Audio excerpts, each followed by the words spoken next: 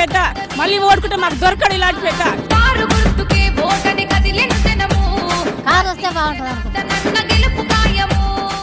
ఉమ్మడి మహబూబ్ నగర్ జిల్లాలో మిగతా నియోజకవర్గాలు ఒకెత్తైతే ఆ నియోజకవర్గం మరో ఎత్తు. అక్కడ గెలిచిన వాళ్ళదే హవా, కనీసం ప్రత్యర్థులకు పట్టు కూడా దొరకదంటారు. అదే నాగర్ కర్నూల్ నియోజకవర్గం. ఈసారి అధికార పార్టీ బీఆర్ఎస్ నుండి మర్రి జనార్దన్ రెడ్డి మరోసారి పోటీలోకి దిగుతున్నారు. ప్రజాక్షేత్రంలోకి మరి ఆయన ఏ హామీలతో ముందుకు వెళ్తున్నారు? హ్యాట్రిక్ విజయం సాధించడానికి ఆయన ప్రజాక్షేత్రంలోకి ఎలాంటి హామీలతో వెళ్తున్నారు చూద్దాం ఈ రోజు షాడో 9లో.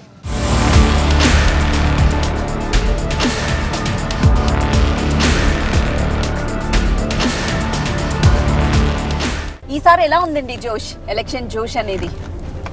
ఎలక్షన్ జోష్ అనేది అమ్మ ఒకటి నేషనల్ సర్వేలు చేసినా, పక్క రాష్ట్ర సర్వేలు చేసినా, ఏ రాష్ట్ర ఏ సమస్య సర్వే చేసినా ముఖ్యమంత్రి గారు మూడోసారి హ్యాట్రిక్ సీఎం కావడం అనేది జరుగుతున్నటువంటి విజయం. అంటే ఇప్పుడు నాగర్ కర్నూలులో జరిగిన అత్యంత అద్భుతమైన అభివృద్ధి ఏంటి అంటే ఏం చెప్తారు?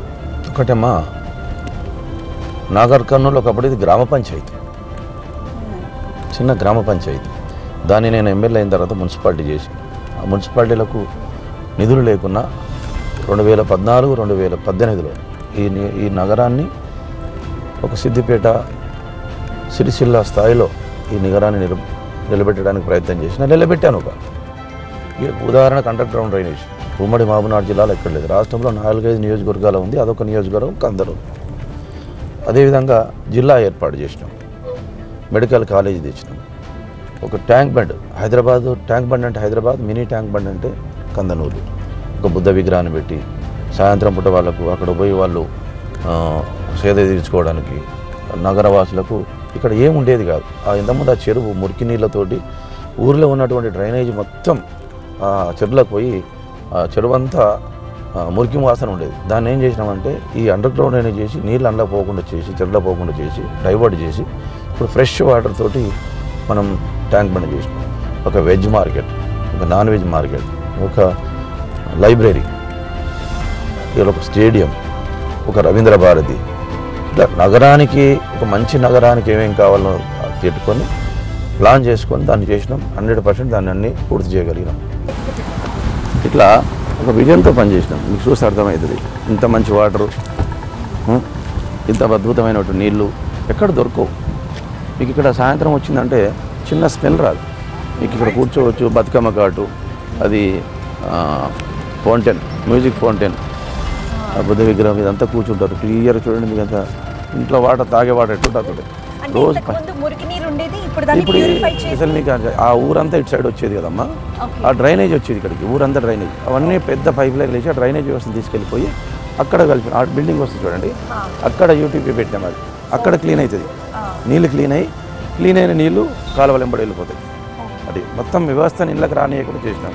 దీని ఫ్యూచర్లో ఏం చేస్తున్నాం అంటే ఒక ట్రాక్ చేస్తున్నాం, చుట్టూ అవుటర్ రింగ్ రోడ్ ట్రాక్ చేస్తున్నాం. ట్రాక్ చేసి పబ్లిక్ ఎక్కడ కావాలంటే పర్యాటక కేంద్రంగా చేయబోతున్నాం.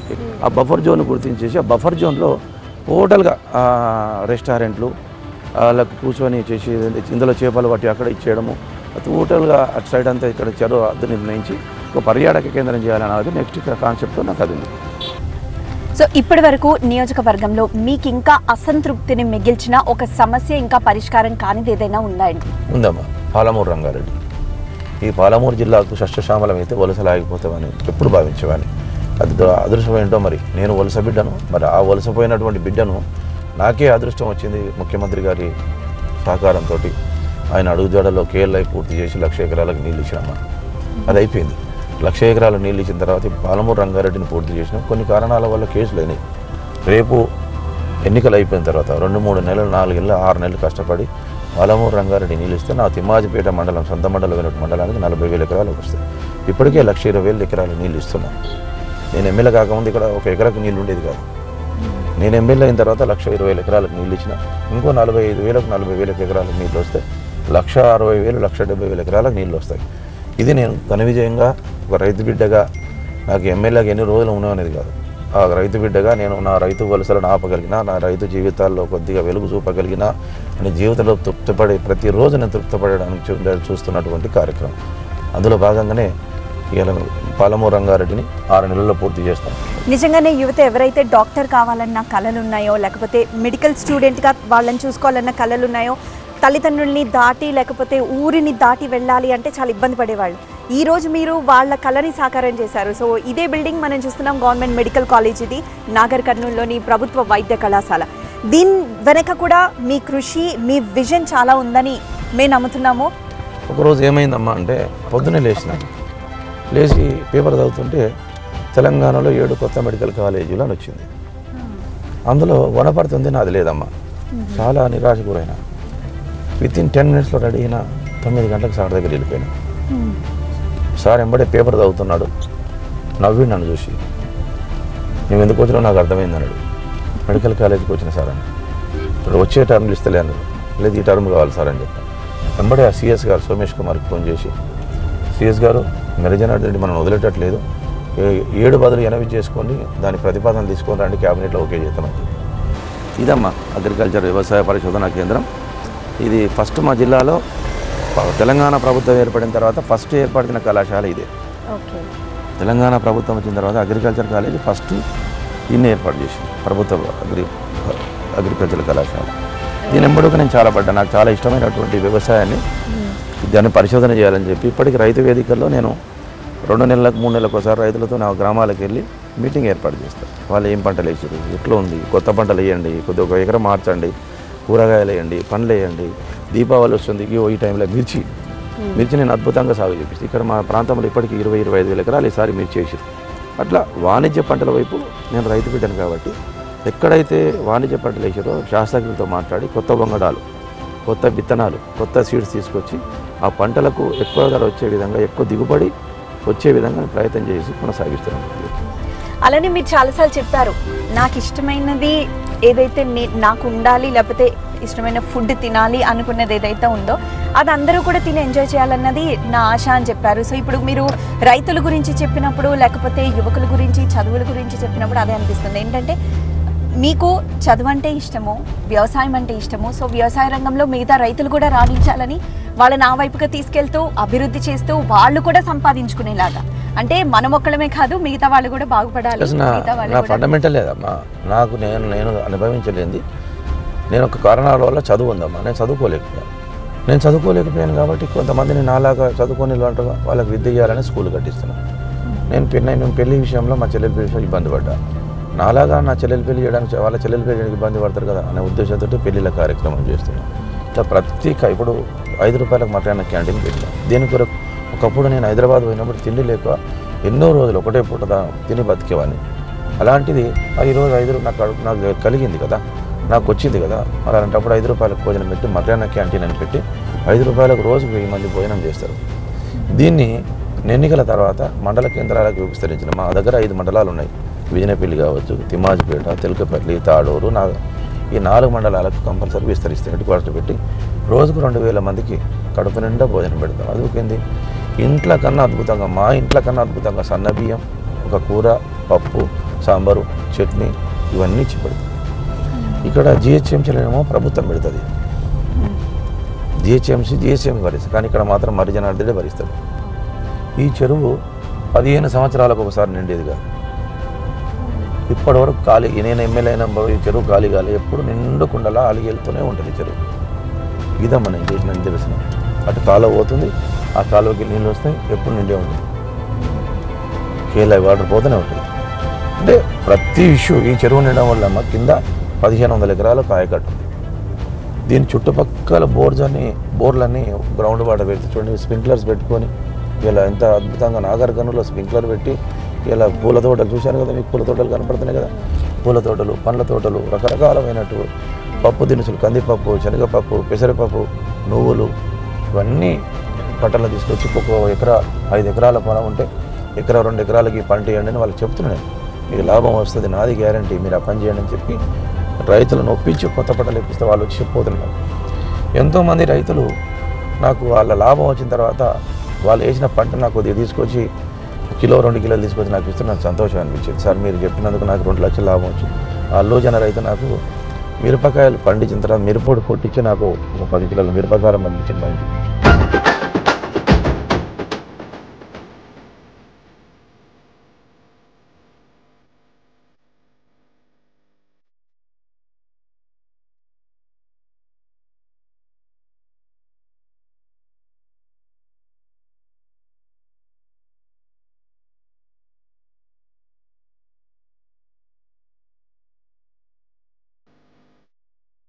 రైతన్నలారా ఒక్కసారి చేయకుండా ఉన్నటువంటి రైతులు ఒక్కసారి చేతులు లేపండి.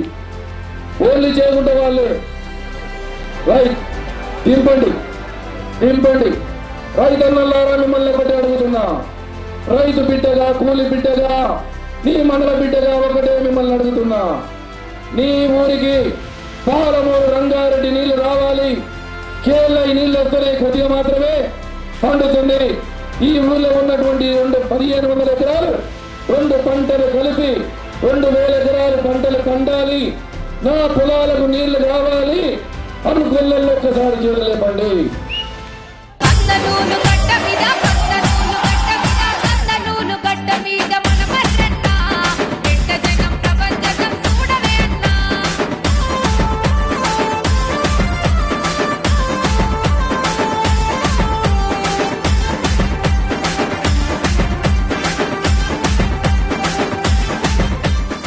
మరి జనార్దన్ రెడ్డి చేగుంటలో ఎన్నికల ప్రచారాన్ని నిర్వహించారు. మనం చూస్తున్నాం ఎంతమంది ప్రజలు ఇక్కడికి తరలి వచ్చారు. సార్, మీరు ఇక్కడ ప్రచారానికి వచ్చారు. వీళ్ళందరూ ఇప్పటిదాకా మేము అనుకున్నాం మిమ్మల్ని చూడడానికి మాత్రమే వచ్చారనుకున్నాం. మీరు వీళ్ళకి చాలా అలవాటు మాకు ఇప్పుడే తెలుస్తుంది. వాళ్ళు ఎవరు మా కుటుంబ సభ్యులు, మా అక్కలు, మా చెల్లెళ్ళు. ఎప్పుడు వచ్చినా వాళ్ళు నన్ను ఆశీర్వదించడానికి వస్తారు. ఈ ప్రాంతంలో నన్ను ఎక్కువగా అభిమానించేది మహిళలు. ఎందుకంటే వాళ్ళకు ఎమ్మెల్యే కాకముందు నుంచి ఇప్పటి వరకు ఎంతోమంది ఆడబిడ్డలే పెళ్లి చేస్తున్నా వాళ్ళకి ఇష్టమైనటువంటి కార్యక్రమం, సేవా కార్యక్రమాలు చేస్తున్నారు కాబట్టి నన్ను ఎక్కువగా ఆదరిస్తారు వాళ్ళు. చూడండి, వాళ్ళు ఎంత హాయిగా కూర్చొని నేను ఎంతసేపు మాట్లాడినా నా మాటలు వాళ్ళు సంతోషంగా, వాళ్ళ అన్న మాట్లాడుతుంటే, వాళ్ళ తమ్ముడు మాట్లాడుతుంటే, వాళ్ళ కొడుకు మాట్లాడుతుంటే ఎంత వింటారో అంత ఆనందంగా వింటున్నారు. తప్పకుండా వాళ్ళు ఏమిచ్చినా వాళ్ళ రుణం నేను నిలుచుకోలేను అన్నట్టు. రైట్, ఇప్పుడు మర్రి జనార్దన్ రెడ్డి గారు ఇప్పుడు ఇక్కడికి వచ్చారు, మీతో మాట్లాడుతున్నారు. కానీ టీవీ9 వేదికగా మీకు ఒక అవకాశం కల్పిస్తున్నాం. మీకేమన్నా ఇంకా సమస్యలు ఉన్నాయా? మర్రి గారి దగ్గరికి తీసుకొచ్చే సమస్యలు ఉన్నాయా? ఏ సమస్యలు లేవు మాకు ఇప్పటికైతే. ఏమున్నా ఎమ్మడే కాల్ చేసినా కానీ మాకు రిసీవ్ చేస్తాడు. ఎప్పుడు కానీ ఒక తండ్రిగా మాకు ఆదుకున్నాడు, కానీ మా కుటుంబాన్లాగా చూసుకున్నాడు, కానీ ఒక కుటుంబంగా చూసుకున్నాడు, కానీ వేరే విధంగా మమ్మల్ని ఆలోచించాలి ఇంతవరకైతే. పెద్ద మా ఇంటి పెద్ద మళ్ళీ ఓడుకుంటే మాకు దొరకడు ఇలాంటి పెద్ద. ఇంతవరకు కాంగ్రెస్ పార్టీ వస్తే ఏం చేసిండు? ఏం చేయలే. మాకు నీళ్లు రాలే. మా ముసలి పెద్ద మనుషులు, మా అమ్మ వాళ్ళకు ఒక పింఛన్ లేదు, వాళ్ళకి బతకడానికి తినడానికి తిండి లేదు.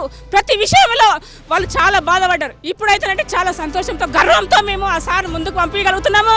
మాకు ఒక తండ్రిగా నిలబడాలి, మేము వెళ్ళాలి, ముందుకు సాధించాలి. ఇంకా కారు గుర్తును గెలిపించాలి. గుద్దుడు కారుకు ఓటు వేయాలి, కంపల్సరీ గెలిపించాలి.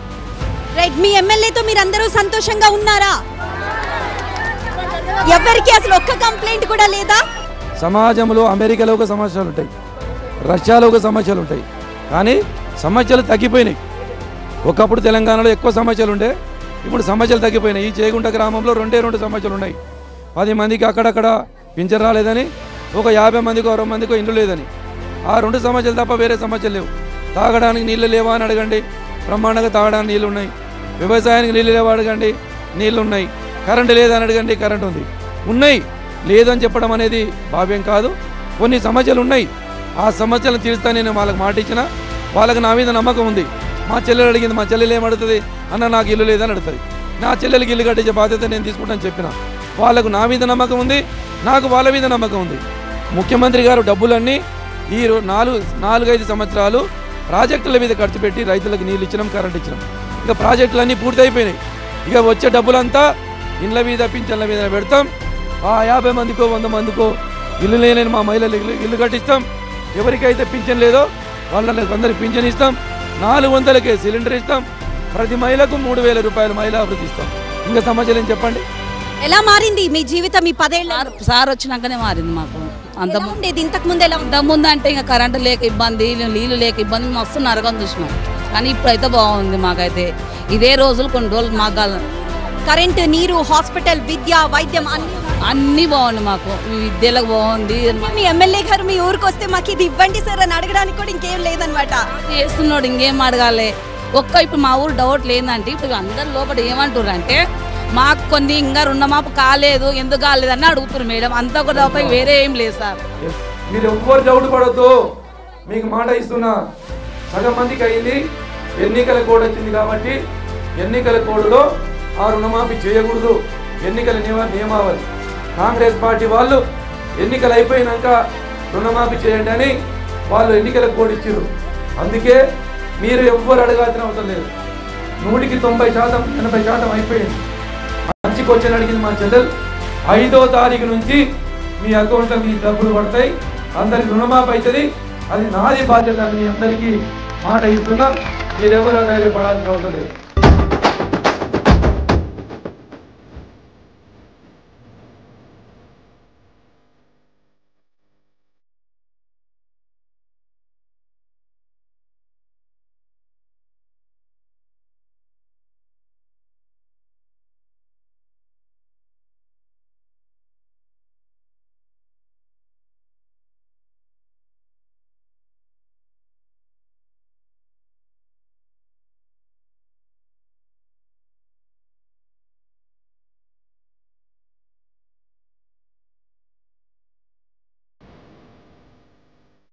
కొంతమంది కార్యకర్తలు ఇక్కడ ఉన్నారు. కొన్ని రోజులే మిగిలింది ఇంకా ప్రచారానికి.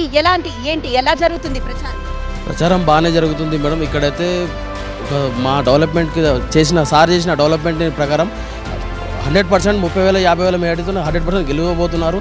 ఇంకోటి రాష్ట్రంలో మన జిల్లాలో కాకుండా మన కాన్స్టిట్యున్సీ కాకుండా రాష్ట్రంలో కూడా నేను ఒక మైనార్టీ వర్గానికి చెందిన వాడిని కాకపోతే దానికి బట్టి ఏంటంటే కుల మతాలకు అతీతంగా అందరం అన్నదమ్ములంలాగా అన్ని ఏదైతే పండుగలు ఉన్నాయో, దసరా కానీ, దీపావళి కానీ, క్రిస్మస్ కానీ, రంజాన్ కానీ, ఏదైతే కుల మతాలకు అతీతంగా ఈరోజు జరుపుకుంటున్నాం. ఎందుకంటే ఈ తెలంగాణ రాష్ట్రం కేసీఆర్ గారి ప్రభుత్వం ఉండడం వల్ల ఈ రాష్ట్రంలో గంగా జమున తహజీబ్ లాగా అందరం పండుగల సుఖ సంతోషాలు జరుపుకుంటున్నాం. ఇదే గవర్నమెంట్, ఇదే కేసీఆర్ గారే మాకు మరిన్ని రావాలని మేము కోరుకుంటున్నాం. మర్రి జనార్దన్ రెడ్డి గారు ఎమ్మెల్యేగా ఉండడం మా అదృష్టంగా భావిస్తున్నాము.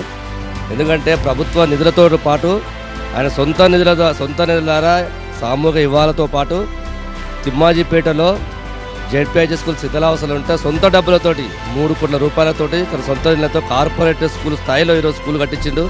ఈరోజు పేద ప్రజలు 500-600 మంది పేద ప్రజలు అక్కడ చదువుకుంటున్నారు. ఖచ్చితంగా పోయినసారి 50,000తో మెజార్టీ గెలిపించున్నారు. ఈసారి ఇంకా అంతకన్నా ఎక్కువ మెజార్టీ తోటి ఈరోజు ప్రజలు గెలిపించడం సిద్ధంగా ఉన్నారు.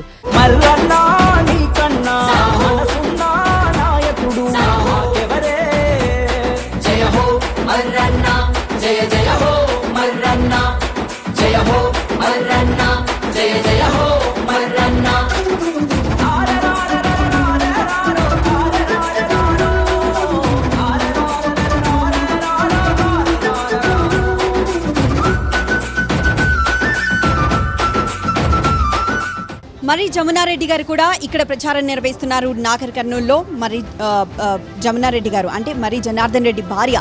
ఈవిడ లాస్ట్ టైం ఎలక్షన్స్లో కూడా ఇలానే ప్రజల మధ్యకు వెళ్ళి ప్రచారం కూడా నిర్వహించారు. లాస్ట్ టైం కూడా మీరు అదే చేశారు కదా మేడం. సో ఎలా ఉంది ఈసారి? ఈసారి కూడా చాలా బాగుందండి.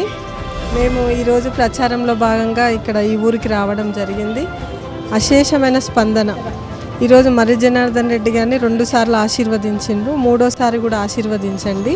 మేము ఈసారి ప్రజలకి చాలా సంక్షేమ పథకాలు తీసుకొచ్చినాం. ప్రతి ఒక్కటి అందిందా, ప్రతి ఇంటికి వెళ్ళి గడప గడపకు తట్టి ఇంకేమైనా ప్రాబ్లమ్స్ ఉన్నాయా, ఇంకేమైనా మేము చేయాల్సినవి ఉన్నాయా వాళ్ళకి అడిగి తెలుసుకొని ఈరోజు ముందుకు వెళ్తున్నాం. మర్రి జనార్దన్ రెడ్డి గారు అంటే ఇక్కడ చాలా వాళ్ళకు ఒక ఓన్ అయిపోయింది.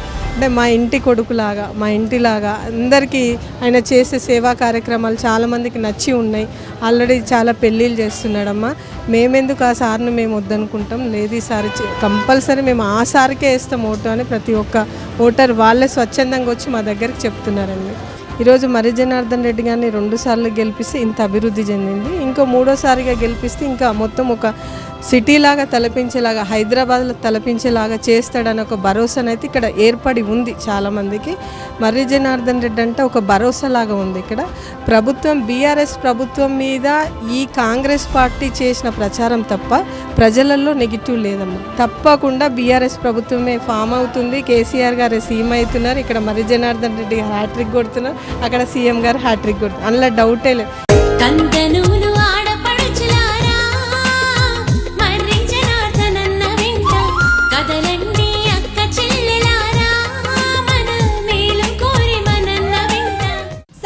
ఇప్పుడు నెక్స్ట్ అసలు పొలిటికల్ వేవ్ ఎలా ఉంది?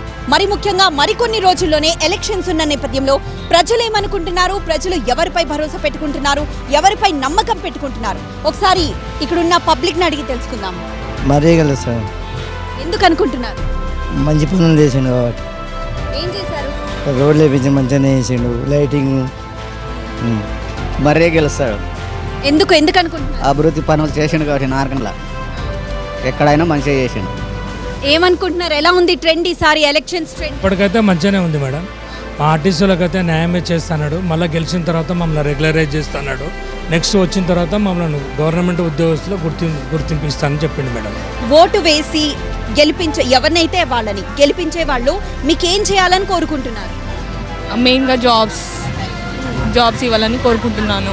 నాగర్ కర్నూల్ అనేది ఎడ్యుకేషన్ పరంగా చాలా backward area. Coming to Nagar Kurnool complete తెలంగాణలో చాలా బ్యాక్వర్డ్ ఏరియా.